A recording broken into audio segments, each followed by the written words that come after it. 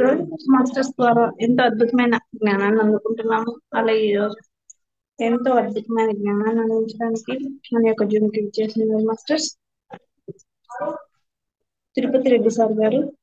Sir గారు తీసుకున్న topic వచ్చేసి మన 5 చేతి వేళ్ళు గొప్పగా చేస్తాయి అని చెప్పేసి మన చేతి వేళ్ళ గురించి ఎంతో గొప్పగా క్లాస్ చెప్పడానికి వచ్చేసారు.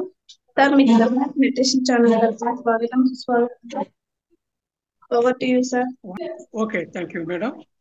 ముందుగా మనందరి గురువు జగద్గురువు అయినటువంటి బ్రహ్మర్షి పితామహ పత్రిజీ గారి పాదపద్మములకు నమస్కరించుకుంటూ ఈ జూమ్ లో వీక్షిస్తున్నటువంటి వారికి, యూట్యూబ్ లో వీక్షిస్తున్న ప్రతి ఒక్కరికి నా హృదయపూర్వక ధన్యవాదాలు. ఇప్పుడు మనం క్లాస్ స్టార్ట్ చేసుకుందాం.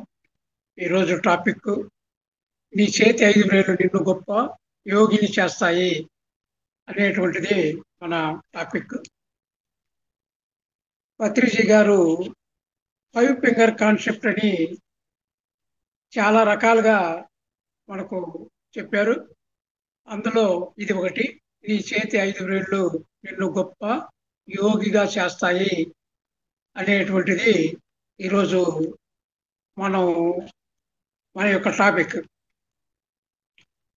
నీ చేతి 5 వేళ్ళు నిన్ను గొప్ప యోగిగా చేస్తాయి. మామూలుగా 5 వేళ్ళు, ఈ 5 వేలలో మామూలుగా ఇది శ్రవణము, ఇది మననము, నిధిధ్యాసన, సాక్షాత్కారము, లోక కళ్యాణము. ఇది 5. అంటే ఈ లిటిల్ ఫింగర్ వచ్చేసి శ్రవణము, రింగ్ ఫింగర్ వచ్చేసి మననము, మిడిల్ ఫింగర్ వచ్చేసి నిధిధ్యాసన, ఇండెక్స్ ఫింగర్ వచ్చేసి సాక్షాత్కారము, ఈ తంబు వచ్చేసి లోక కళ్యాణము. ఇది 5. 1 శ్రవణము, 2 మననము, 3 నిధిధ్యాసన, 4 సాక్షాత్కారము, 5 లోక కళ్యాణము. ఈ టాపిక్ గురించి మనం ఇప్పుడు తెలుసుకుందాం. శ్రవణము, మననము, నిధిధ్యాసన, సాక్షాత్కారము, లోక కళ్యాణము.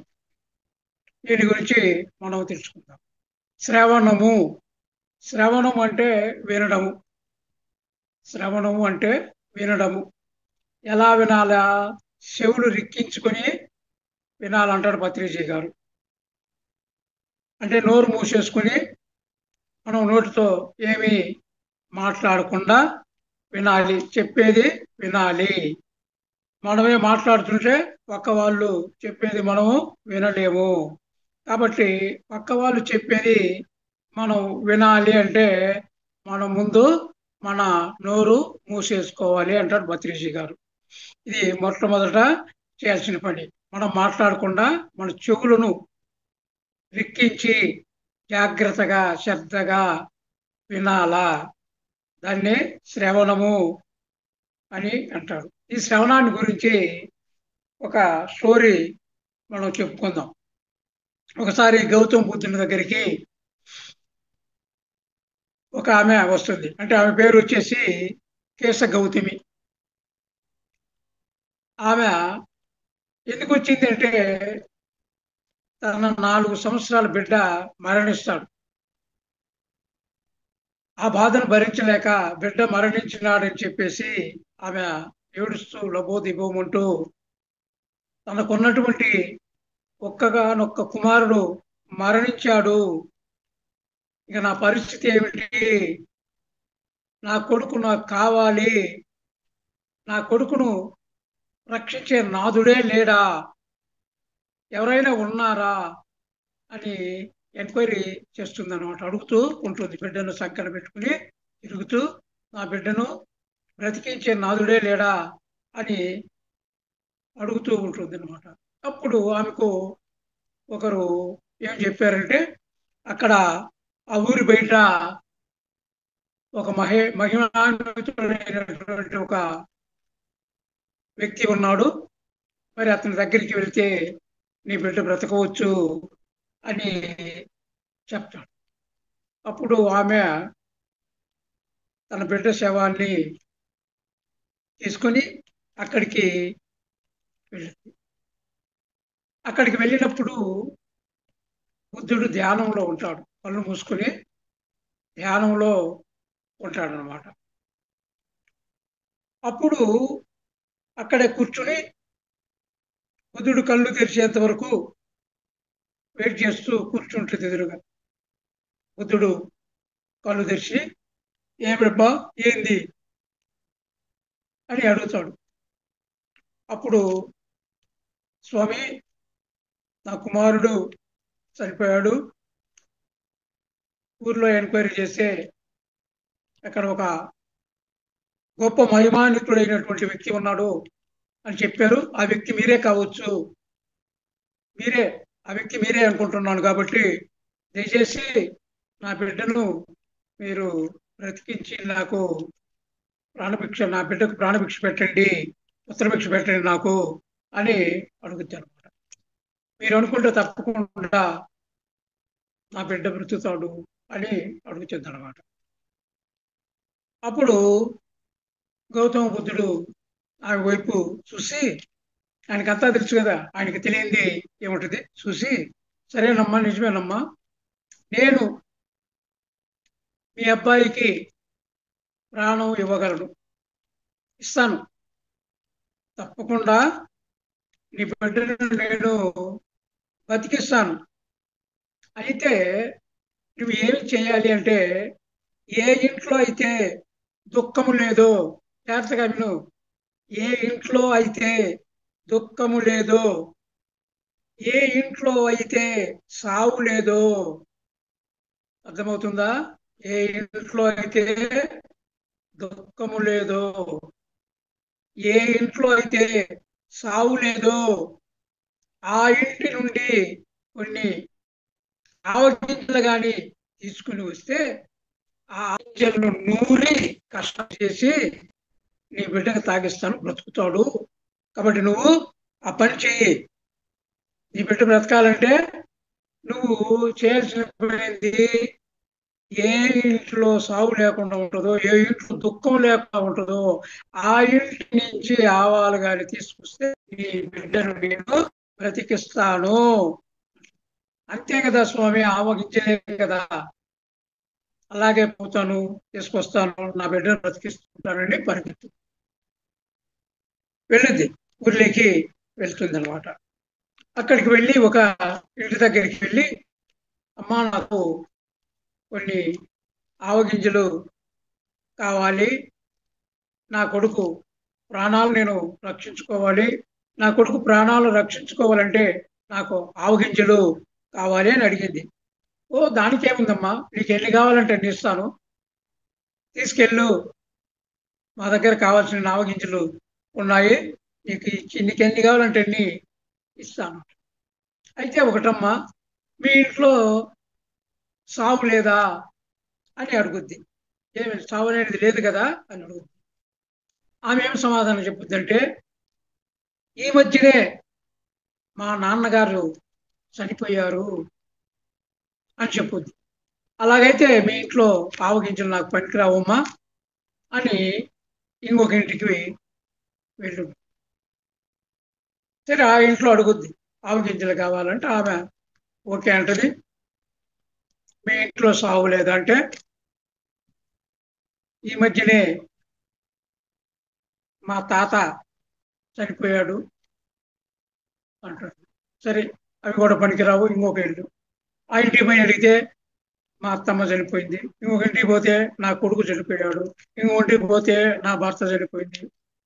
ఈ విధంగా ఆ ఊరు మొత్తం తిరిగింది. ఏ ఒక్క ఇంటిలో కూడా సావు లేదు అని సమాధానం రాల. ప్రతి ఇంటిలో కూడా సావు అనేటువంటిది ఉంది. ప్రతి ఇల్లు తిరిగింది, సావు అనేది ప్రతి ఇంటిలో ఉంది అని చెప్పడం జరిగింది. అప్పుడు ఆమె విన్నది, బాగా శ్రవణం అంటే వాళ్ళు చెప్పేటువంటి ఆ మాటలను విన్నది. ప్రతి ఒక్కరూ చెప్పినటువంటి మాటలు విని అర్థం చేసుకున్నది. సావు అనేటువంటిది ప్రతి ఇంటిలో ఉంది. నేను నా కొడుకే చనిపోయాడు అనుకున్నా. ఇప్పటిదాకా నేను అనుకున్నది, నా భావన ఏమిటంటే, నా కొడుకే మరణించాడు, నా ఇంట్లోనే మరణం ఉంది అని ఇప్పుడు దాకా నేను అనుకున్నాను అని గ్రహిస్తుంది అనమాట. ఏం తెలుసుకుంటుంది ఆమె? ప్రతి ఇంట్లోనూ సావు అనేది ఉంది, ప్రతి ఇంట్లోనూ దుఃఖము ఉంది. సావు లేని ఇల్లు, దుఃఖము లేని ఇల్లు లేనే లేదు. కాబట్టి నేను నా కుమారుడు చనిపోయాడు, నా కుమారుడే చనిపోయాడు నేను అనుకుంటున్నాను, అది వాస్తవము కాదు అని గ్రహించింది. ఎలా గ్రహించింది? ఆమె ఊరంతా తిరిగి శ్రవణం ద్వారా వాళ్ళు చెప్పినటువంటి మాటలు విన్నది, అందరి కథలు విన్నది. తిరిగి బుద్ధుడి దగ్గరికి వస్తుంది. అప్పుడు బుద్ధుడు, ఏమ్మా తెచ్చా అని అడుగుతాడు. తీసుకురాలేదు. లేదు స్వామి, నేను తీసుకొని రాలేదు. ఎందుకనమ్మా, ఎందుకు తీసుకొని రాలేదు? అప్పుడు బుద్ధుడితో, అందరి ఇళ్లలోనూ సావు ఉంది స్వామీజీ, సావు లేని ఇల్లు అంటూ లేదు. నాకు ఇప్పుడు అర్థమైంది. నేను ప్రతి ఇంటికి వెళ్ళి అడిగాను, ప్రతి ఇంట్లో దుఃఖం ఉంది, ప్రతి ఇంట్లో సావు ఉంది. నేను ఇప్పుడు దాకా నా బాధలో నేనున్నాను కానీ పక్క వాళ్ళ బాధను నేను గుర్తించలేదు. నాకు ఒక్కదానికే బాధ, నాకు ఒక్కదానికే నా కుమారుడు చనిపోయి నేను అనుకున్నా.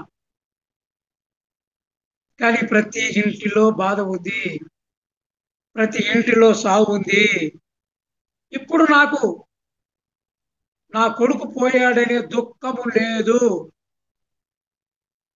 నా కొడుకు పోయాడనే దుఃఖము లేదు. నా కొడుకు బ్రతకాలని ఆశ లేదు నాకు, ఇప్పుడు దుఃఖము లేదు. నా కొడుకు రావాలన్న ఆశ కూడా నాకు లేదు.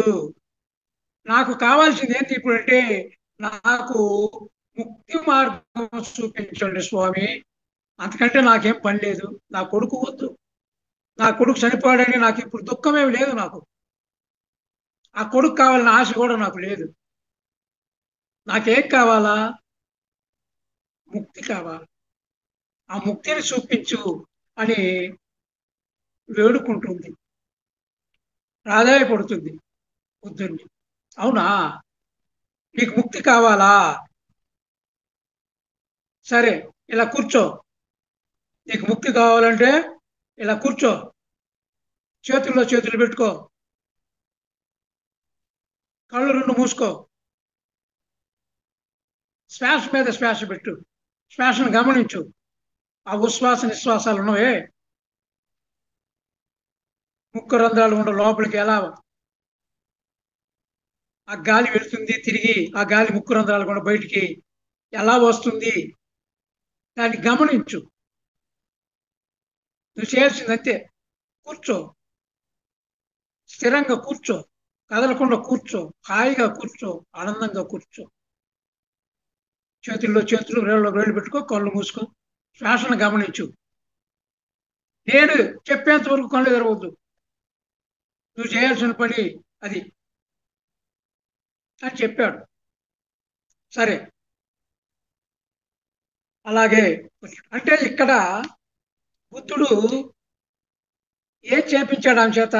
కేశగౌతమి చేత శ్రవణం చేపించాడు. తనంతట తానే తెలుసుకునే విధంగా బుద్ధుడు ఏం చెప్పలే.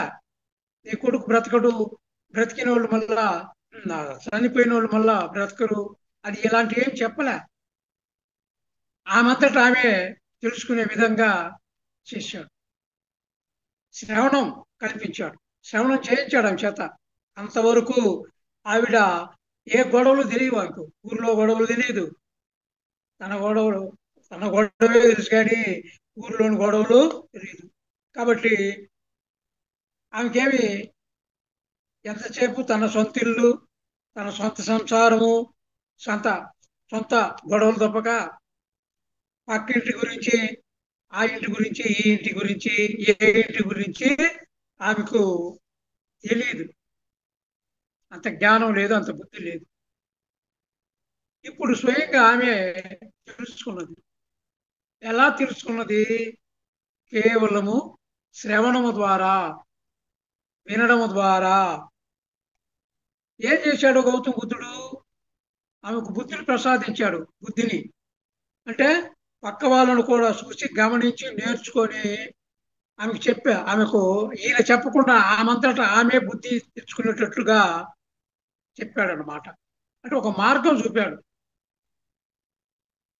తాను చెప్పకుండా తనంతట తానే తెలుసుకునేటువంటి ఒక మార్గాన్ని ఆమెకు చూపాడనమాట. మరి మనము ఏం చేస్తాం? మన ఇంటి సావునే చూస్తాం, పక్కింటి వాళ్ళ సావు చూడమన్నమాట. కాబట్టి దీన్ని బట్టి ఏమవుతుంది? ప్రతి ఇంట్లో కూడా సావు అనేటువంటిది ఉంది, బాధ అనేటువంటిది ఉంటుంది. ఏ ఇంట్లో సావు లేకుండా ఉంటుంది? ఏ ఇంట్లో బాధ లేకుండా ఉంటుంది? ఏ ఇంట్లో దుఃఖం లేకుండా ఉంటుంది? ప్రతి ఇంట్లో ఉండేదేను అని ఈమెను ఆ ఇళ్లకు వెళ్ళి ఆ శ్రవణం ద్వారా తెలుసుకునేటట్టు చేశాడనమాట. అంటే శ్రవణం చేయించాడు, ధ్యానం చేయించలే ఆమె చేత. ముందుగా నువ్వు కూర్చోమ్మా, నువ్వు ధ్యానం చెయ్యి అని చెప్పలే, శ్రవణం చేయించాడు ఆమె చేత. మొట్టమొదట చేయించింది శ్రవణము, ధ్యానం చేయించాలి ఆమె చేత. శ్రవణం చేయించాడు. ఆమంతట ఆమె నాకు ముక్తి మార్గాన్ని ప్రసాదించమంటే అప్పుడు ధ్యానాన్ని ఎలా చేయాలనేది చెప్పాడనమాట. అంటే ఆమె అందరి దగ్గరికి వెళ్ళింది, అందరు చెప్పింది విన్నది. అంటే అప్పుడు అందరు చెప్పింది విన్న తర్వాత మననం తన బుర్రలో ఒక మదనం, క్షీర మదన సాగరం జరిగింది. మదనం జరిగింది అంటే మననం, మదనం జరిగింది. క్షీరసాగర మదనం, అదే మననము అంటాం దాన్ని, మననం. మొదట ఏం చేసింది? శ్రవణం. శ్రవణం జరిగిన తర్వాత ఏం జరిగింది? మననం. క్షీరసాగర మదనంలో మొదట అలాహలము, తర్వాత అన్ని వచ్చి ఏ విధంగా వస్తాయో ఆ విధంగా మననం చేసుకున్నది. ఆ మాటలు, ఆ శ్రవణం, వాళ్ళు చెప్పింది విన్న తర్వాత మననం చేసుకున్నది. మరణం పూర్తయింది. ఏమని? అందరి ఇళ్లలో దుఃఖం ఉంది, ఇది మామూలే, ఇది సర్వసామాన్యమే అని ఒక కన్క్లూజన్కి, ఒక నిర్ణయానికి ఆమె వచ్చింది. అది మరణం. మరణం చేసుకున్నది. ప్రతి ఇంట్లో ఈ దుఃఖము, సావు అనేటువంటిది ఉంది అనేటువంటి నిర్ణయానికి వచ్చింది, మరణం చేసుకున్నది. దేన్ని బట్టి మరణం చేసుకున్నది? శ్రవణాన్ని బట్టి, వాళ్ళు చెప్పినటువంటి ఆ విషయాన్ని బట్టి ఈమె మరణం చేసుకున్నది. అప్పుడు మళ్ళా బుద్ధుడి దగ్గర పోయి అడిగినప్పుడు మరణం చేసుకున్న తర్వాత ఏం చెప్పిండు ఆయన? నువ్వు ధ్యానం చెయ్యి అని చెప్పాడు. ఆనాపానసతి ధ్యానము చెయ్యి అని చెప్పాడు. దీన్ని నువ్వు అభ్యాసం చెయ్యి, ఆనాపానసతిని అభ్యాసము చెయ్యి అని చెప్పాడు. అప్పుడు ఆమె అభ్యాసం చేసింది. కేశగౌతమి దేన్ని అభ్యాసం చేసింది? ఆనాపానసతి ధ్యానాన్ని అభ్యాసం చేసింది. కొన్ని రోజులు, కొన్ని నెలలు చేసింది.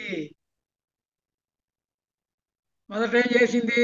శ్రవణం, తర్వాత మననం, తర్వాత ఈ ధ్యానం చేసింది. కొన్ని నెలలు చేసిన తర్వాత అప్పుడు ఆత్మ సాక్షాత్కారం అయింది. అప్పుడు సాక్షాత్కారము అయింది. మొదట శ్రవణము, శ్రవణం తర్వాత మరణము, మరణం తర్వాత సాక్షాత్కారము.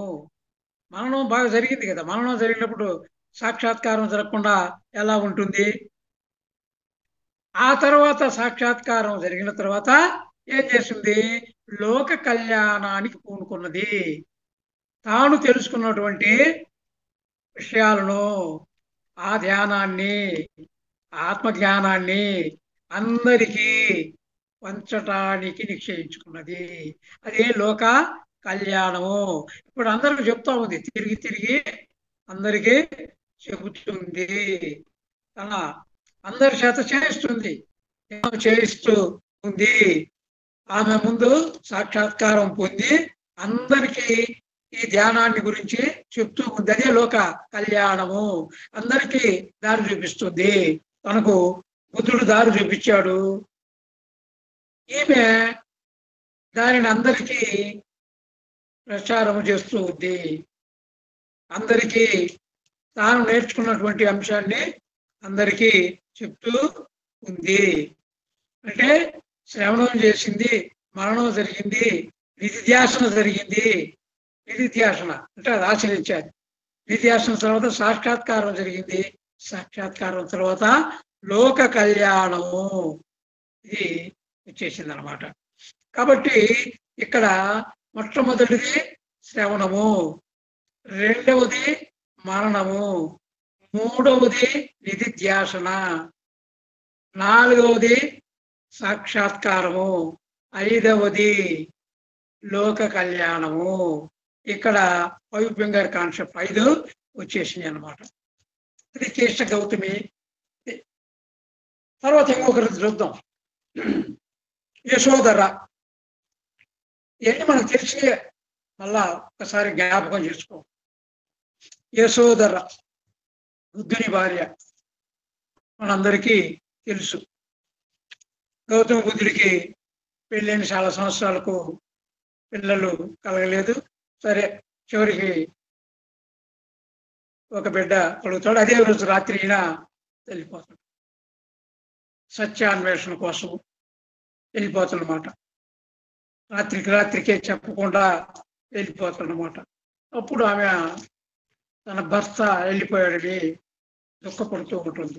యశోధర కొడుకు పుట్టాడు, అదే రోజు భర్త వెళ్ళిపోయాడు. చాలా బాధపడుతుంది అనమాట. రాజప్రసాదం నుంచి బయటికి వెళ్ళిపోయాడు. చాలా బాధ. ఎందుకు వెళ్ళిపోయాడంటే తను మనందరికి తెలుసు. ఒకరోజు రాజప్రసాదం నుంచి బయటికి వెళ్ళి ఒక సావును చూస్తాడు, ఒక ముసలి వ్యక్తిని చూస్తాడు, ఒక రోగిష్ను చూస్తాడు. నాకు కూడా ఇలాగే అవుతుందని చెన్నుణ్ణి అడుగుతాడు.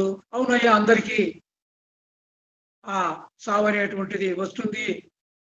ఒక వయసు అయిన తర్వాత ముసలితనం వస్తుంది, రోగాలు వస్తాయి, ఈ అందరికీ సర్వసామాన్యమేను అని చెప్పిన తర్వాత అందరూ ప్రపంచంలో అందరూ కూడా ఈ విధంగా ప్రతి ఒక్కరు బాధపడుతున్నారు. కాబట్టి ఈ బాధకు నివారణ ఉపాయం, ఈ దుఃఖానికి కారణం కనుక్కోవాలని తనలో ఒక తపన మొదలయ్యి ఆయన వెళ్ళిపోతాడు అనమాట.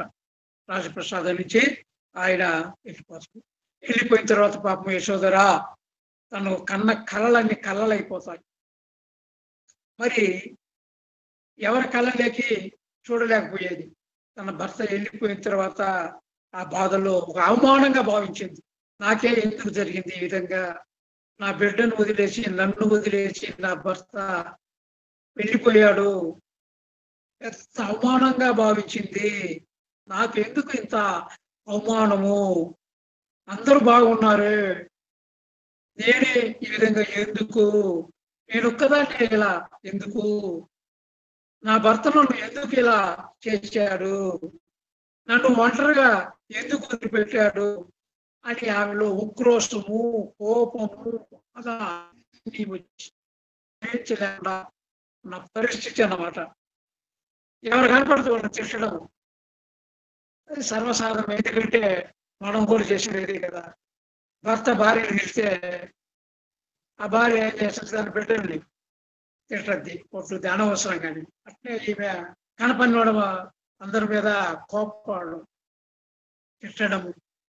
ఎందుకంటే ఆమె బాగా బుద్ధుడి మీద ఉక్రోషము, కోపము రగిలిపోతూ ఉంది. పెద్ద అవమానంగా భావించింది. కాబట్టి అందరిని తిట్టడం మొదలుపెట్టింది. ఆమె కోపము తన భర్త మీద ఉన్నటువంటి కోపం పక్క వాళ్ళ మీద, కనపడిన వాళ్ళ మీద తీర్చుకోవడము మొదలుపెట్టింది. సరే, ఇలా కొన్ని రోజులు జరిగిన తర్వాత అందరితో చెప్పుకోవడము, ఏడ్చుకోవడము ఇదే చేస్తూ ఉంటాడు. ఏడవడం ఒకటే ఏడుపు. తన భర్త వెళ్ళిపోయాడు, తన బిడ్డను వదిలిపెట్టి వెళ్ళిపోయాడు అని కొన్ని రోజులు, కొన్ని నెలలు ఏడ్చి ఏడ్చి ఏడ్చి అలానే ఉంటూ ఉందన్నమాట. అప్పుడు గౌతమ బుద్ధుడి తల్లి అంటే పెంపుడు తల్లి ప్రజాపతి ఆమెను చిన్నగా ఆ మాట ఈ మాట చెప్పి ఆమెను కన్విన్స్ చేసి, నువ్వు ఎప్పుడు ఇలా దుఃఖంలో ఉంటే ప్రయోజనం లేదు, బాధపడితే ప్రయోజనం ఏముంది, మనం అక్కడికి ఆ తోటలే పోయి వచ్చేపు కూర్చుందాము, ప్రశాంతంగా ఉంటుంది అని చెప్పి తోటలోకి తీసుకెళ్ళింది అన్నమాట. ఆమెకి ఇష్టం లేకపోయినా బలవంతం మీద యశోధరను తోటలోకి తీసుకుపోయి అక్కడ కూర్చోబెట్టి అక్కడ మిగతా కొంతమంది ఆడవాళ్ళందరినీ కూడా అక్కడికి పిలిపించి అక్కడ ఏం జరిగిందంటే ఒకరి కథ ఒకరు వినడం మొదలుపెట్టారు. ఒకరి కథ ఒకరు వినడము మొదలుపెట్టారు. ఇంతకుముందు ఏం చేస్తుంది యశోధర, తన కథని అందరికి చెప్పుకుంటూ ఉంది, బాధపడుతూ ఉంది. ఇప్పుడేమైంది, అందరి కథలు అంటే ఒకరి గురించి ఇంకొకరు చెప్పుకోవడము, తన బాధలు, ఒకరి కష్టాలు అవన్నీ చెప్పుకోవడము మొదలుపెట్టారు అనమాట. ఇప్పుడు అందరి కథలు వినడం మొదలుపెట్టింది ఇవే. యశోధర అందరి కథలను వినడము మొదలుపెట్టింది. అంతకుముందు తన నోరే విప్పేది, ఎవరి మాటలు వినేది కాదు. తన భర్త మీద కోపము అందరి మీద వెళ్ళకెక్కేది ఇంతకుముందు. కానీ కొన్ని రోజుల తర్వాత ఏమైంది, ఆ గార్డెన్ లో ఆ స్త్రీలతో కూర్చున్న తర్వాత మిగిలిన వాళ్ళందరూ కూడా తమ కథలు చెప్పడము మొదలు పెట్టారు. వాళ్ళు చెప్పడం మొదలుపెట్టినప్పుడు ఈమె వినడం మొదలుపెట్టింది. శ్రవణం, వినడం అంటే శ్రవణం. ఈమె వింటుంది, అందరి కథలు వింటుంది. వాళ్ళు చెప్పింది విన్న తర్వాత కేశగౌతమి ఏ విధంగా తనకై తను తెలుసుకున్నదో ఈమె యశోధర కూడా ప్రతి ఇంట్లోనూ దుఃఖం ఉంటుంది, ప్రతి ఇంట్లోనూ దుఃఖం ఉంటుంది, దుఃఖము లేని ఇల్లే లేదు. అందరి మాటలు విన్నది, అందరికి దుఃఖమే. నా భర్త లేడు, నా కొడుకు చనిపోయాడు, యాక్సిడెంట్ లో అందరూ పోయారు, నేను ఒక్కదాన్ని మిగిలాను, నా భర్త పిల్లలు అందరూ పోయారు, నేనే మిగిలాను, మా కనీసం తినటానికి తిండి కూడా లేదు. ఈ విధంగా చెప్పడం అందరి కథలు విన్న తర్వాత అప్పుడు రియలైజ్ అవుద్ది, ఓహో వీళ్ళ కనీసం తినటానికి కూడా తిండి లేదు, ఎవరు లేరు, నాకు అన్నీ ఉన్నాయి, నా భర్త ఎక్కడికి పోయాడు అంతే, ఎక్కడికో ప్రాణాలతో ఉన్నాడు కదా, ఏదో ఒక రోజు తిరిగి వస్తాడు కదా. మరి వీళ్ళ కథలు వింటుంటే చాలా బాధ, నేను చాలా బెటర్ వాళ్ళకంటే అని తెలుసుకున్నది. వాళ్ళకంటే నేను ఎన్నో రిస్క్ బెటరు. నా బాధ చాలా చిన్నది వాళ్ళతో పోల్చుకుంటే అని రియలైజ్ అవుద్ది అన్నమాట. కాబట్టి యశోధర అందరి కథలు విన్న తర్వాత ఆమె రియలైజ్ అవి అక్కడ అందరితో సజ్జన సాంగత్యము అంటే ఆమె సాధారణ జన సాంగత్యం చేసింది. ఆమె అందరితో, బుద్ధుడు సజ్జన సాంగత్యం చేశాడు, యశోధర సజ్జన సాంగత్యం కాదు, సాధారణ జనులతో సాంగత్యము చేసింది. అందరి కథలు వినడం మొదలుపెట్టింది. మెల్లమెల్లగా అందరి దుఃఖాలు విన్న తర్వాత తన దుఃఖాన్ని తగ్గించుకున్నది. వాళ్ళ దుఃఖాలతో పోల్చుకుంటే నేను చాలా బెటరు, ఎన్నో రెట్లు నేను బెటరు అని తన దుఃఖాన్ని తాను తగ్గించుకున్నది. వాళ్ళ దుఃఖం ముందు నా దుఃఖము చాలా తక్కువ అని సమాధానం పరుచుకున్నది. తనంతటి తానే సమాధానం పొందింది. మరి ఏం చేసింది యశోదర? ఎందువల్ల తన దుఃఖాన్ని తగ్గించుకోగలిగింది? ఇన్ని రోజులు బాధపడింది కదా. ఎందువల్లనంటే శ్రవణము. ఒక శ్రవణం వల్ల తన దుఃఖాన్ని రూపుమాపుకున్నది. ఆ శ్రవణం కంటే ముందు దుఃఖంలో మునిగిపోయింది.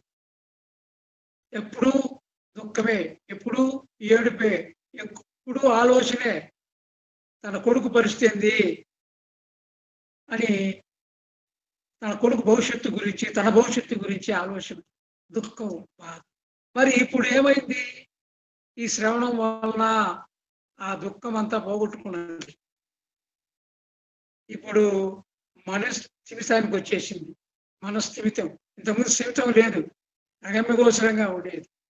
ఇప్పుడు స్థిమితంగా ఉంది. మనస్సు కుదుట పడింది, స్థిమితంలోకి వచ్చేసింది. ఆ విధంగా అందుకే ఆ రోజు నుంచి, అప్పటి నుంచి అందరూ అక్కడ సాధారణ జన సాంగత్యం, ఆ తోటలో చెట్ల కింద కూర్చుని అందరితోటి, ఆమె కూడా వాళ్ళతోటి కూర్చొని, తర్వాత అంటే భేదభావాలు ఏమి, వాళ్ళు మామూలు జనాలు, నేను రాజశ్రీని కదా అనేటువంటి భావన లేకుండా అందరితో కలిసిమెలిసి ఆ విధంగా కూర్చొని వాళ్ళతో కాలక్షేపము చేయడము మొదలుపెట్టింది. అంటే వినడం జరుగుతూ ఉంది. వినడం, వాళ్ళు చెప్పడము, వీళ్ళు వినడము. కాబట్టి ఆ వినడం ద్వారా ఏమైంది? తన యొక్క బాధను పోగొట్టుకున్నది. అంటే వినడం ఎలా వినాలా? జాగ్రత్తగా వినాలా, శ్రద్ధగా వినాలా. మనం నోరు మూసుకొని వినాలి. పత్రిక గారు నోరు మూసుకొని వినాలంటారు. చెవులు రిక్కించి వినాలా. దాదే శ్రవణము. శ్రవణం అంటే చెవులు రిక్కించి నోరు మూసుకొని ఉండి వినడమే శ్రవణము అని. ఇక్కడ మనం ఈ శ్రవణం వల్ల ఈశ గౌతమి, యశోదర వీళ్ళిద్దరూ కూడా ఈ శ్రవణం ద్వారా తమ బాధలను పోగొట్టుకున్నారు. వాళ్ళంతటా వాళ్ళే తెలుసుకున్నారు. ఒకరు చెప్పింది కాదండి. అంటే వాళ్ళ కథల ద్వారా స్వయంగా తమకు తామే తెలుసుకున్నారు వీళ్ళు. బుద్ధుడు ఈశ గౌతమి చేయించింది శ్రవణమే. యశోధరాదేవి ఈ రాజప్రసాదంలో చేసింది కూడా శ్రవణమే. అందరి కబుర్లు వింటూ అంటే శ్రవణమే. ఆమె శ్రవణం వల్ల కోలుకున్నది, ఈమె కూడా కోలుకున్నది, తన దుఃఖాన్ని నుంచి ఉన్నది. ఇప్పుడు ఈమెకు బాధ లేదు. ఏమనుకుంటుంది యశోధర? ఏదో ఒక రోజు బుద్ధుడు వస్తాడు, తన బిడ్డ కోసమైనా వస్తాడు అని ఆనందపడు. అంటే అంత ఇంతకుముందు ఉండేటువంటి దుఃఖం లేదు ఇప్పుడు. ఏదో ఒక రోజు బుద్ధుడు వస్తాడు, ఒక ఆశ చిగురించింది ఆమెలో, ఒక ఆశ. కాబట్టి ఈ ఆశ అనేటువంటిది పుట్టిందనమాట. అంటే ఏంటి? ఇంతకుముందు నెగిటివ్ ఆలోచనలు, ఇంకా రాడేమో, నా భర్త రాడేమో, కన్యాసులో కలిసిపోయాడు, అది ఇది నెగిటివ్ నెగిటివ్ నెగిటివ్ నెగిటివ్, ఆ విధమైనటువంటి ఆలోచనలు చేస్తూ ఉన్నది. ఇప్పుడు అందరి కథలు విన్న తర్వాత, ఆ శ్రవణం జరిగిన తర్వాత ఆ నెగిటివ్ ఫీలింగ్స్ పోయి పాజిటివ్ ఫీలింగ్ వచ్చింది. నెగిటివ్ వెళ్ళిపోయింది. ఇప్పుడు అంతా పాజిటివ్ ఫీలింగ్ వచ్చింది. నెగిటివ్ పోయి పాజిటివ్ లేక ఎలా వచ్చింది? శ్రవణం వల్ల వచ్చింది. కేవలం శ్రవణం వలన తనలో ఉన్నటువంటి ఆ నెగిటివ్స్ వెళ్ళిపోయి పాజిటివ్ అనేది వచ్చింది. కాబట్టి ఈమె కొన్ని నెలలు ఈ విధంగా ప్రాక్టీస్ చేసి ఈ నెగిటివ్ అంతా పోగొట్టుకొని పాజిటివ్లోకి వచ్చింది. అంతకుముందు బుద్ధుడు ఉన్నప్పుడు వీళ్ళిద్దరు కలిసి ఆధ్యాత్మికంగా బాగా ఆధ్యాత్మిక సాధన చేసేవాళ్ళు. ఇద్దరు కలిసి అవన్నీ జ్ఞాపకం చేసుకొని ఇప్పుడు ఆధ్యాత్మిక సాధన అంటే ఆధ్యాత్మిక విషయాలు చర్చించుకునేవాళ్ళు, ఆ విధంగా సాధన చేసేవాళ్ళు. ఒకరికొకరు భార్యాభర్తలుగా ఒక మిత్రుల్లాగా, ఒక స్నేహితుల్లాగా ఉండేవాళ్ళు అనమాట.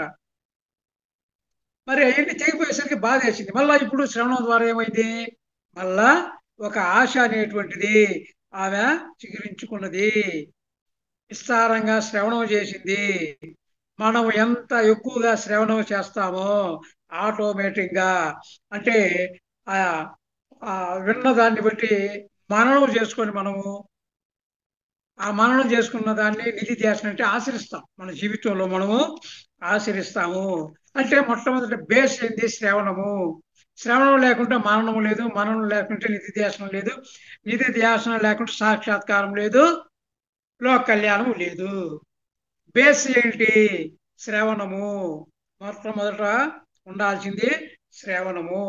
దీనికి పత్రిజీ గారు ఒక ఉదాహరణ చెప్తారనమాట. ఏంటంటే గోధుమలు కానీ ఉంటే ఆ గోధుమలు పిండి చేసుకుని రొట్టె చేసుకుంటాము. గోధుమలు లేకపోతే పిండి లేదు, రొట్టె లేదు. గోధుమ లేకపోతే పిండి లేదు, రొట్టె లేదు. రొట్టె లేకపోతే మనకు ఆకలి తీరదు, రొట్టె తినము, ఆకలి తీరదు. కాబట్టి గోధుమలు ఉంటే పిండి చేసుకోవచ్చు, పిండిని రొట్టె చేసుకోవచ్చు, రొట్టెని తినవచ్చు, తింటే ఆకలే తీరుతుంది. కాబట్టి ఇక్కడ ఏం చెప్తున్నాడు పత్రిజీ గారు అంటే గోధుమలు సేకరించడము శ్రవణము. గోధుమలు సేకరించడము శ్రవణము. దాన్ని పిండి చేయడము మననము.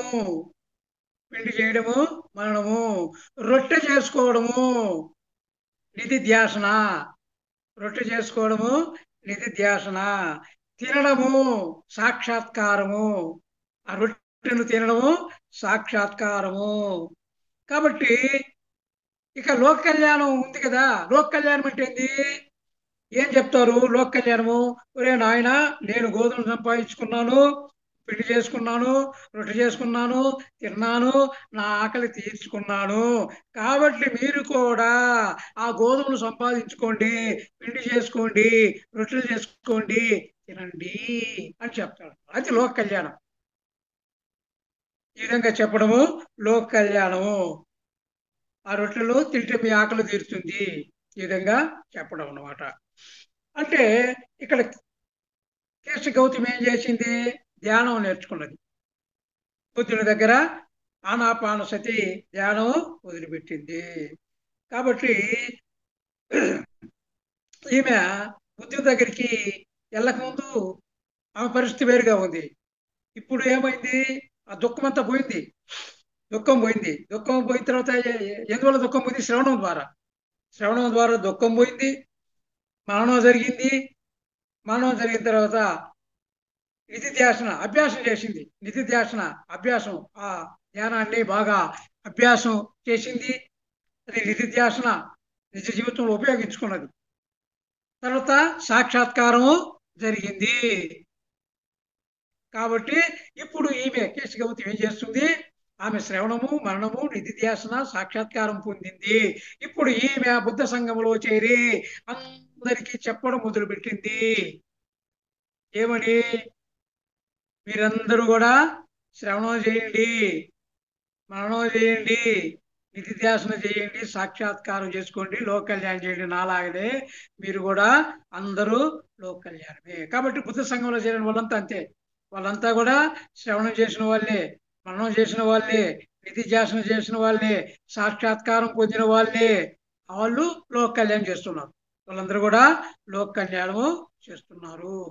అదేవిధంగా ఈమె కూడా, యశోధర కూడా ఆ శ్రవణము మననము నిధి ధ్యాసన సాక్షాత్కారం పొంది ఈమె కూడా అందరికీ సాధారణ జన అంటే ఒక సంఘాన్ని స్థాపించి ఆ సంఘములో ఈమె అందరికీ చెప్తూ ఉంది. ఆమె తాను ఏదైతే తెలుసుకున్నదో ఆ విషయాలను అందరూ తెచ్చుకుంది. ఈ బుద్ధుడు ఏం చేశాడు, సజ్జన సాంగత్యం చేశాడు. ఈమె సజ్జన సాంగత్యం కాదు, ఆమె సాధారణ జన సాంగత్యం చేసింది. బుద్ధుడు కూడా ఆయన సజ్జన సాంగత్యం, ఆయన కూడా శ్రవణం చేశాడు, మననం చేశాడు, నిత్యాసన సాక్షాత్కారం పొందాడు, ఆయన కూడా ప్రచారం చేశాడు. కాబట్టి ఈయన బయటికి వెళ్ళి చేశాడు. ఆమె యశోదర ఇంటి దగ్గరే ఉండి ఎక్కడికి వెళ్లకుండానే ఆమె అభ్యాసం చేసింది. కాబట్టి యశోదర ఇంట్లో కూర్చొని ఆమె ఇదంతే మా తోటి వాళ్ళ దగ్గర శ్రవణం చేయడము, ఆ శ్రవణం ద్వారా మననం చేసుకోవడము, మననం తర్వాత సత్యాన్ని తెలుసుకోవడము, సత్యాన్ని తెలుసుకున్న తర్వాత సాక్షాత్కారాన్ని పొందింది. మరి బుద్ధుడు ఎక్కడికో పోయాడు తపస్సు చేయటానికి, అడవుల్లోకి వెళ్ళాడు. ఎంతో మంది గురువులను ఆశ్రయించాడు, సత్యం సాంగత్యం చేశాడు. ఎన్నో సంవత్సరాలు పట్టింది. కానీ ఈమె ఇంట్లోనే ఎక్కడికి పోకుండా, ఇంట్లోనే కదలకుండా ఆత్మజ్ఞానాన్ని పొందింది. కాబట్టి ఈ పిరమిడ్స్ ప్రిన్సిపల్ వాళ్ళందరూ కూడా పత్రిజీ చెప్పేది ఏంటంటే, పిరమిడ్స్ ప్రిన్సిపల్ ఈ మాస్టర్స్ అంటే పిరమిడ్ మాస్టర్స్ అందరూ కూడా ఎక్కడికి ఏ హిమాలయాలకో ఏ అడవులకో పోకుండా తమ ఇంట్లోనే కూర్చొని ఈ శ్రవణము, మరణము, నిధిధ్యాసన సాక్షాత్కారం పొంది అందరికీ లోక కళ్యాణం చేస్తున్నారు. కాబట్టి ఇది ఒక్కసారి మనం కానీ ఆలోచిస్తే పిఎంసి ద్వారా వినడం ద్వారా ఎంతో మంది ఈ ధ్యానంలోకి వచ్చారు. నేను కూడా అలాగా వచ్చినటువంటి వాడిని. శ్రవణం ద్వారా, పిఎంసిలో చూడడం ద్వారా, వినడం ద్వారా. అంటే శ్రవణం అంటే ఒక వినడమే కాదు, చదవడం కూడా శ్రవణమే. వినడము, చదవడము ఇవంతా కూడా శ్రవణం కిందికే వస్తుంది అనమాట. కాబట్టి ఈ పిరమిడ్ మాస్టర్స్ ఇటీవల కాలంలో పిఎంసి దీనివల్ల ఆ ఛానల్ చూసి ఎంతో మంది ఈ పిరమిడ్ మాస్టర్లుగా ధ్యానంలోకి రావడము జరిగిందనమాట. పత్రిజీ గారు కూడా చెప్తాడు, నేను కూడా డిప్రెషన్లో ఉన్నాను, నాకు ఏమీ చూసేది కాదు, చాలా నేను కష్టం అనుభవించాను, ఆనాపానసతి అనేది అప్పుడు నాకు తెలియదు. అది కాబట్టి రామచంద్రారెడ్డి మాట ఆ శ్రవణం వల్ల నేను దీంట్లోకి రావడం జరిగిందని పత్రిజీ గారు కూడా చెప్తారనమాట. కాబట్టి మనము ఈ శ్రవణానికి చాలా ప్రాధాన్యత ఇవ్వాలన్నమాట. శ్రవణానికి కాబట్టి మనమంతా కూడా ఈ శ్రవణము, మరణము, నిధిధ్యాసన, సాక్షాత్కారము, తర్వాత లాస్ట్ వచ్చేసి లోక కళ్యాణము. కాబట్టి మనము మన సంగతే మనం చూసుకోకుండా మనం ఏం చేయాలా, పక్కింటి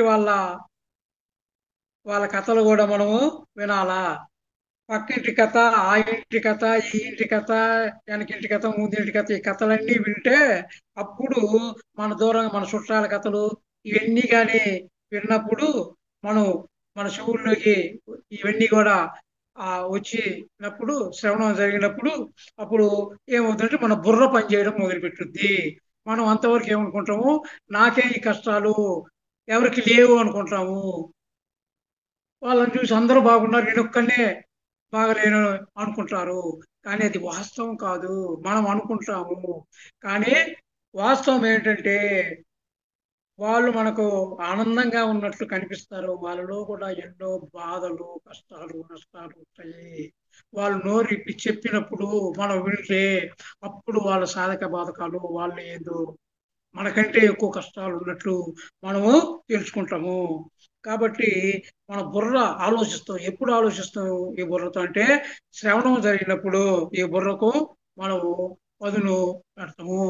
అంటే మనం శ్రవణం లేదు కాబట్టి మనము ఏమి తెలుసుకోలేమన్నమాట. కాబట్టి ఈ శ్రవణం అనేది చాలా ముఖ్యం. ఫీడింగ్ ఇవ్వాలి. శ్రవణం చేస్తే బుర్రలో మననం జరుగుతుంది. శ్రవణం ఎప్పుడైతే చేస్తామో అప్పుడు మన బుర్రలో మననం వస్తుంది. అంటే బుర్రకు పని కల్పిస్తాము. ఈ బుర్ర ఎప్పుడైతే ఆ మాటలు వింటుందో, బుర్ర పని చేస్తుందో అప్పుడు దాన్ని మనము ఆచరిస్తాము. ఆ విన్నటువంటి మాటలను మననం చేసుకొని దాన్ని మన నిజ జీవితంలో మనము ఆచరిస్తాము. ఆచరించినప్పుడు సాక్షాత్కారం జరుగుతుంది. కాబట్టి ఈ విధంగా మనము చేస్తాము. కాబట్టి మనం ఇంట్లో కూర్చొని ఈ శ్రవణం అనేటువంటిది మనము ఈ శ్రవణము, మరణము, నిధిధ్యాసన, సాక్షాత్కారము ఇవన్నీ కూడా మనము పిరమిడ్ మాస్టర్లుగా మనం ఎక్కడికి పోకుండానే, మరి బుద్ధుడు ఎక్కడికో పోయాడు, అడవుల్లోకి వెళ్ళి తపస్సు చేశాడు, అవన్నీ చేశాడు. కానీ మనం అలా కాదే, మనం ఇంట్లోనే కూర్చొని ఆ పత్రిజీ గారి దయ వల్ల, ఆయన యొక్క మహానుభావుడి దయ వల్ల మనము ఇంట్లోనే కూర్చొని ఎక్కడికి వెళ్లకుండా మనము ఆ ఈ ధ్యానాన్ని నేర్చుకున్నాం అనమాట. కాబట్టి ఇంట్లో కూర్చొని సత్యాన్ని మనం గ్రహించాము. పుస్తకాలు చదవడం వల్ల, పిఎంసి చూడడం వల్ల ఇవన్నీ కూడా మనము తెలుసుకోగలిగాము. పుస్తకాలు పత్రి గారు నేను 1,00,000 పుస్తకాలు చదివినాను అని చెప్తారు అనమాట. అది శ్రవణం, అది కూడా శ్రవణమే. 1,00,000 పుస్తకాలు చదవడం, వినడము, చదవడము, చూడడం ఇదంతా కూడా శ్రవణం కిందకే వస్తుంది అనమాట. ఈ పత్రిజీ గారు ఒక ఉదాహరణ చెప్పాడు. ఏమిటి ఆ ఉదాహరణ అంటే, అల్వాల్ మురళి అనేటువంటి ఒక మాస్టరు ఒక రోజు తాను బజారుకి వెళ్ళి అక్కడ మిరపకాయ బజ్జీలు కొనుక్కున్నాడట. మిరపకాయ బజ్జీలు. ఆ మిరపకాయ బజ్జీలు ఒక పేపర్లో కట్టించారు. ఆ మిరపకాయ బజ్జీలు తిన్న తర్వాత ఆ పేపర్ను చూశాడు. ఆ పేపర్లో ఏముంది అంటే, ఆయన ఈ ధ్యానం గురించి రాసింది. దాంట్లో పాంప్లెట్, ధ్యాన పాంప్లెట్, అది ఆనాపానసతి పాంప్లెట్ అనమాట.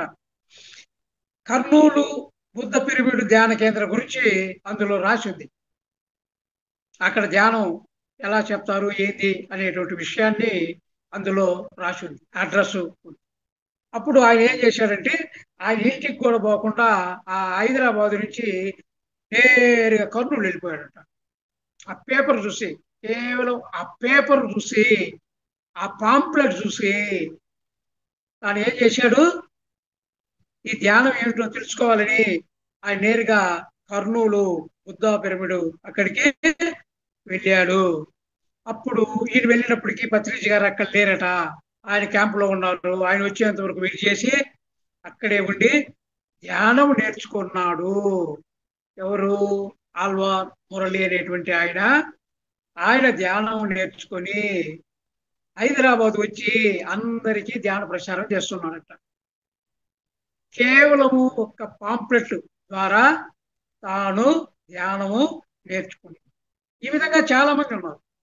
కేవలం పాంప్లెట్ ద్వారా ధ్యానంలోకి వచ్చినటువంటి వాళ్ళు చాలా మంది ఉన్నారనమాట. ఆయన మాస్టర్ అయిపోవడమే కాక చాలా మందిని మాస్టర్లుగా తయారు చేశాడు. ఎలా చేశాడు? కేవలము పేపర్ చదవడం వల్ల, శ్రవణం, ఒక కాగితం చదివాడు, ఆ కాగితాన్ని శ్రవణం, అదే శ్రవణం, ఆ కాగితమే శ్రవణం చేసింది, స్వాధ్యాయం చేసింది, బుర్రకు పదును ఎక్కింది. అంటే మననం చేశాడు, మననం చేసి తర్వాత సాధన చేశాడు, సాధన చేసి సాక్షాత్కారం పొందాడు, సాక్షాత్కారం పొంది అందరికీ లోక కళ్యాణం, తాను లోక కళ్యాణం ఏం చేశాడు, తాను తెలుసుకున్నటువంటి ధ్యానాన్ని ప్రచారము చేస్తున్నాడు. అదే లోక కళ్యాణము. అంటే ఇక్కడ 5 శక్తులు ఉన్నాయి. 1 శ్రవణము, 2 మరణము, 3 నిధిధ్యాసన, 4 సాక్షాత్కారము, 5 లోక కళ్యాణము. కాబట్టి మొట్టమొదటిది శ్రవణము.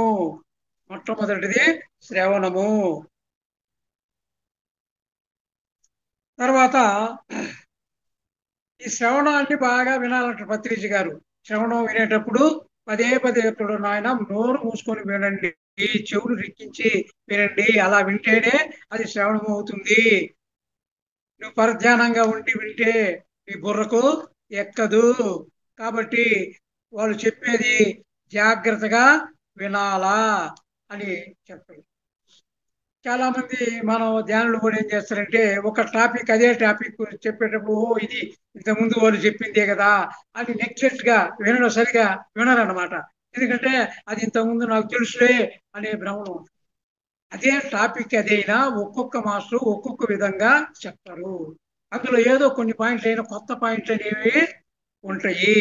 కాబట్టి ఈ వినడం అనేది చాలా జాగ్రత్తగా వినాలా, దీనికి చాలా ప్రాధాన్యత వినాలా. శ్రద్ధావాన్ లభతే జ్ఞానం అని, శ్రద్ధగా వింటేనే మనకు జ్ఞానం అనేది వస్తుంది. కాబట్టి వీళ్ళందరూ ఆ దుఃఖాన్ని ఎలా పోగొట్టుకున్నారు? కేశగౌతమి గాని యశోదర గాని తమ దుఃఖాన్ని ఎలా పోగొట్టుకున్నారంటే శ్రవణం వల్లనే కదా. మెయిన్ అదే కదా. కాబట్టి ఈ శ్రవణం అనేటువంటిది చాలా మెయిన్ బేస్ పాయింట్ అన్నమాట. కాబట్టి ఇంకొక విషయాన్ని చెప్తాడు పత్రిజీ గారు. హైదరాబాద్లో ఒక ఆవిడ ఉండేదంట. ఆమెకు 17 సంవత్సరాల కొడుకు, 15 సంవత్సరాల కొడుకు, ఇద్దరు కొడుకులు. 17 సంవత్సరాల అబ్బాయి ఏం చేస్తాడంటే చదువులో ఫెయిల్ అయ్యి సూసైడ్ చేసుకుంటాడు. సూసైడ్ చేసుకున్నప్పుడు ఈమె ఆ బిడ్డ కోసం తప్పించి బాధపడుతూ బిడ్డ చనిపోయాడని ఈమె అనారోగ్యం పాలైపోయింది. అనారోగ్యం పాలైపోయిన తర్వాత మరి ఈమె కూడా ఒక పాంప్లెట్ ద్వారా అప్పుడు ధ్యానాంధ్రప్రదేశ్ ఆఫీసు ఉండేది.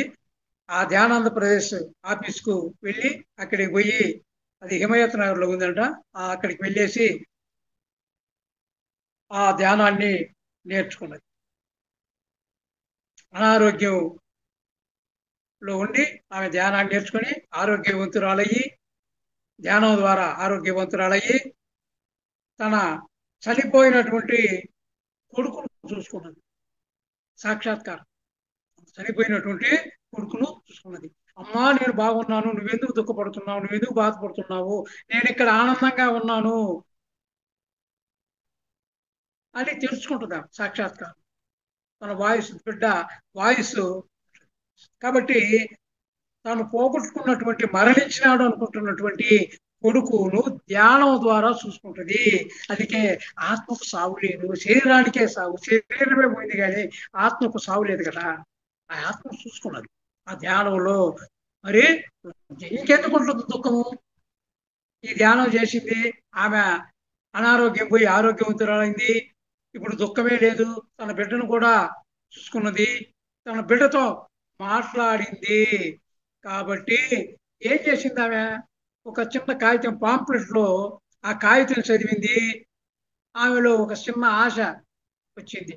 ఇది ధ్యానం చేస్తే, ధ్యానం సర్వరోగ నివారణి, సకల భోగకారిణి, సత్యజ్ఞాన ప్రసాదిని, అన్ని సమస్యల పరిష్కారాన్ని ధ్యానమైన ఉంది. కాబట్టి ఆమెలో చిన్న ఆశ.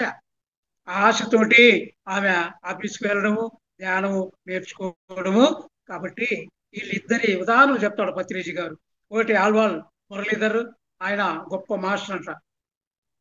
ఆ పేపర్ ద్వారా ఆయన ధ్యానం నేర్చుకొని ఆయన లోక కళ్యాణం చేస్తున్నాడు. అదేవిధంగా ఈమె, ఆయన పత్రిజీ గారు చెప్తారు, నేను కూడా రామచంద్రారెడ్డి ద్వారా ఈ ధ్యానంలోకి వచ్చాను. ఆయన మాట వలన అంటే ఆ శ్రవణం వలన నేను కూడా ఈ ధ్యానంలోకి వచ్చాను అని చెప్తాడు. ఎవరు? పత్రిజీ గారు. పత్రిజీ గారికి ఈ ధ్యానం అనేటువంటి మాట చెప్పింది రామచంద్రారెడ్డి గారు. ఆ మాట చెబితే నేను ధ్యానం మొదలుపెట్టాను అని ఆయన స్వయంగా చెప్తాడనమాట. కాబట్టి ఒక మాట, ఒక పుస్తకం, ఒక కాగితం, వీటి వల్ల ట్రాన్స్ఫర్మేషన్ జరుగుతుంది ఆ శ్రవణం ద్వారా. కాబట్టి మన గోడే మనం వింటాము, మన గోడునే మనం పట్టించుకుంటాం, కానీ పక్కోడి గోడు వినము, పక్కోడి మాటలు వినము, పక్కోడి కష్టాలు వినము, పక్కోడి కథలు వినము. పక్కోడి కథలు విన్నప్పుడు ఆ కంపేర్ చేసుకున్నప్పుడు అప్పుడు ఎవరు ఏమిటి అనేటువంటిది తెలుస్తుంది అనమాట. ఎంతసేపు మన వైపు నుంచి ఆలోచిస్తాం, మన జీవితాన్ని గురించి ఆలోచిస్తాం, మన జీవితాన్ని గురించే చూస్తాం, పక్క వాళ్ళ వైపు చూడము. వాళ్ళ నుంచి నేర్చుకోవాలనే ఆలోచన ఉండదు. కాబట్టి అంటే అది నేర్చుకుంటే జ్ఞానం వస్తుంది.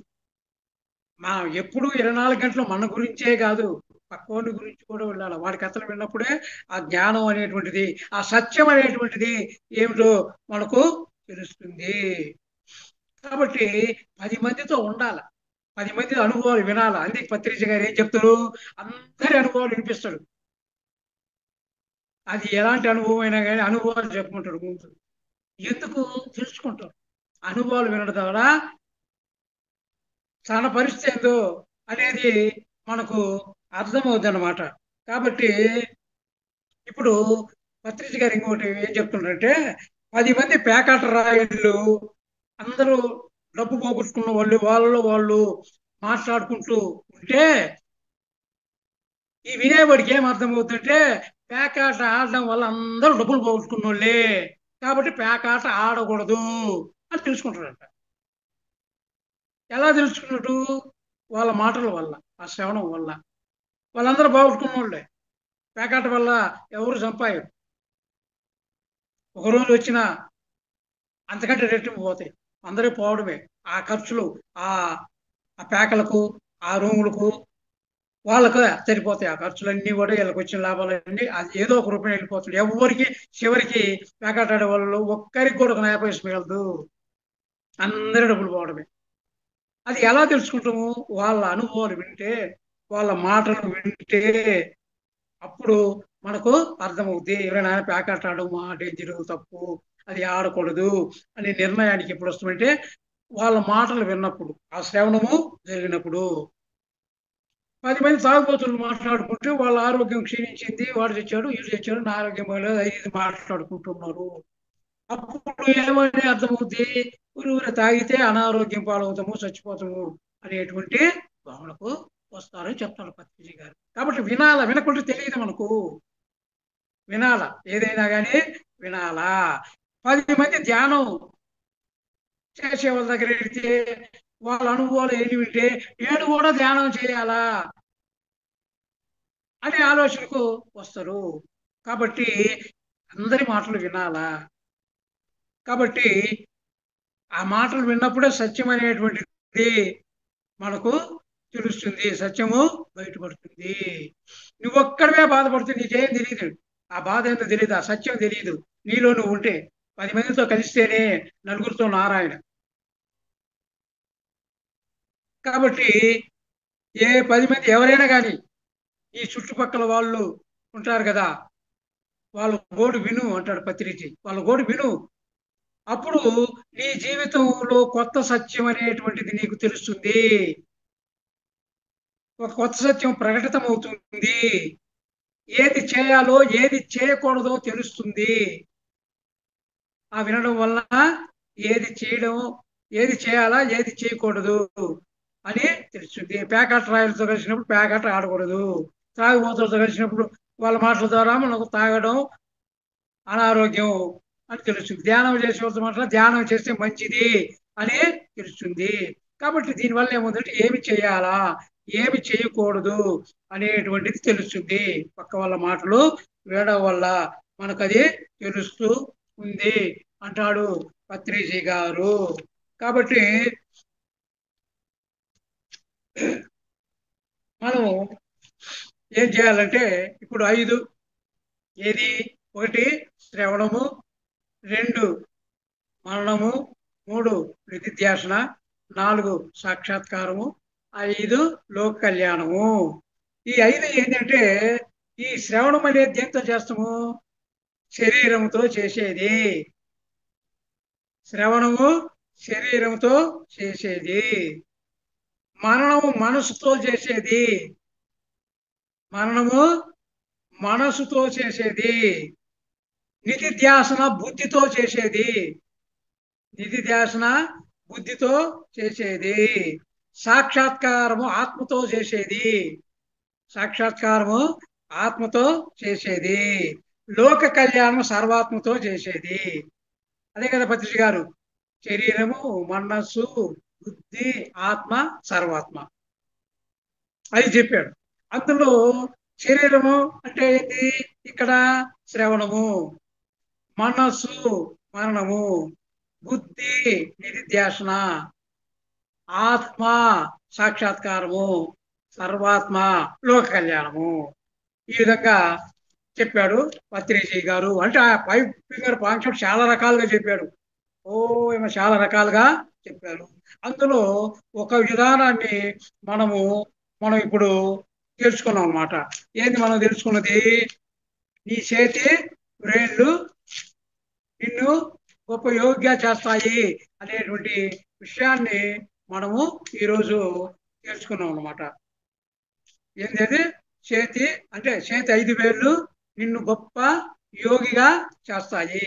కాబట్టి మనం దీన్ని కానీ ఆచరిస్తే మనం తప్పకుండా గొప్ప యోగులము అయ్యేటువంటి అవకాశము ఉంది.